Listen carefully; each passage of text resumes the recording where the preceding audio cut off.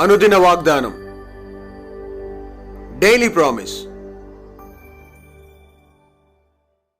దేవుని నామానికి మహిమ కలుగును గాక. మన ప్రభువు ప్రియ రక్షకుడైన యేసుక్రీస్తు వారి శుభనామములో మీకు నా హృదయపూర్వక వందనాలు తెలియజేస్తున్నాను. ఈ దినం దేవుని మాట, అప్పుడు ఆయన మిమ్మల్ని హెచ్చించును. యాకోబు 4:10. ప్రభు దృష్టికి మిమ్మల్ని మీరు తగ్గించుకొనుడి, అప్పుడు ఆయన మిమ్మల్ని హెచ్చించును. Praise lord. మన బైబిల్ చరిత్రలో ఆదికాండం 37వ అధ్యాయంలో అద్భుతమైన సన్నివేశాలు మనం చూడగలం.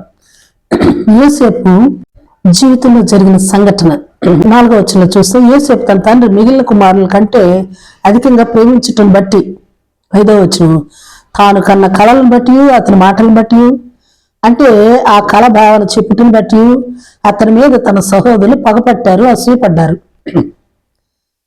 ఇందులో నా ఆలోచన ఏమంటే, యోసేపుకు కళలు కనే వరం ఉంది, దానికి అర్థం చెప్పే వరాన్ని కూడా దేవుడు అనుగ్రహించాడు.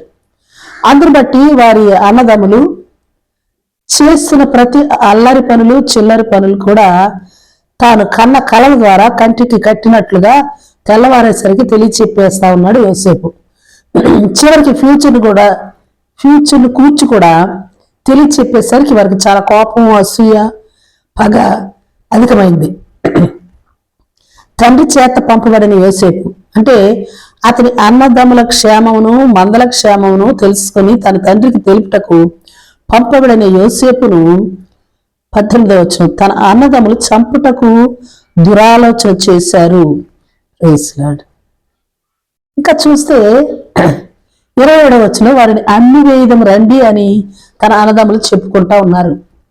మరో మాట 20వ వచనంలో, వీరిని చంపి ఇక్కడనున్న ఒక గుంటలో పారవేద్దాం, అప్పుడు వీరి కళలు ఏమగునో చూద్దాం రండి అని తన అన్నదమ్ములు ఒకరితో ఒకరు మాట్లాడుకోవటం జరిగింది.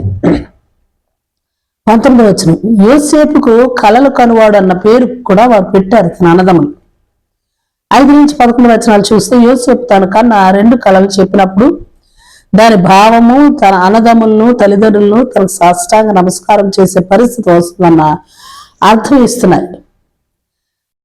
అయినప్పటికీ ప్రతి కష్ట పరిస్థితుల్లోనూ, ప్రతి హెచ్చింపబడిన పరిస్థితులు అయినప్పటికీ దేవుని దృష్టికి, మనుషుల దృష్టికి తాను తగ్గించుకుంటూ దేవుని సమయం కొరకు ఎదురు చూస్తూ వచ్చినాడు యోసేపు. అయితే ఆ కళలు కనే ఆవారమే, ఆ కళాభావం చెప్పగలిగే ఆవారమే యోసేపును సింహాసనం వరకు తీసుకుని వెళ్ళింది. 41వ అధ్యాయం 15వ వచనం చూస్తే, నీవు కళను విన్న ఎడల దాని భావమును తెలుపగలవని నిన్ను గూర్చి వింటిని అని యోసేపును గూర్చి మరి ఫరో రాజు చెప్పడం మనం చూస్తున్నాం. అవును, దేవుని చేత ఎంపిక చేయబడిన వ్యక్తికి యెషయా 54:17 విరోధముగా ఏ విధమైన వర్ధిల్లునా. లూకా సువార్త 1:37 వచనం, దేవుడు చెప్పిన ఏ మాట అయినా ఏదైనా నిరర్థకమగునా. ఆదికాండం 28:15 దేవుడు చెప్పిన మాట నెరవేర్చకుండా ఏ వ్యక్తినైనా దేవుడు విడిచిపెట్టినా.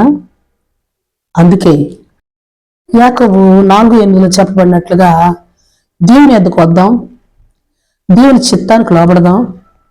యోసేపు అన్నదమ్ముల వలె కాక దేవుని ప్రణాళికను, దేవుని ఆలోచనలు వ్యతిరేకించక యోసేపు వలె దేవుడు మనల్ని హెచ్చించినట్లు దేవుని దృష్టికి, మనుషుల దృష్టికి మనల్ని మనం తగ్గించుకున్నట్లు నేర్చుకుందాం.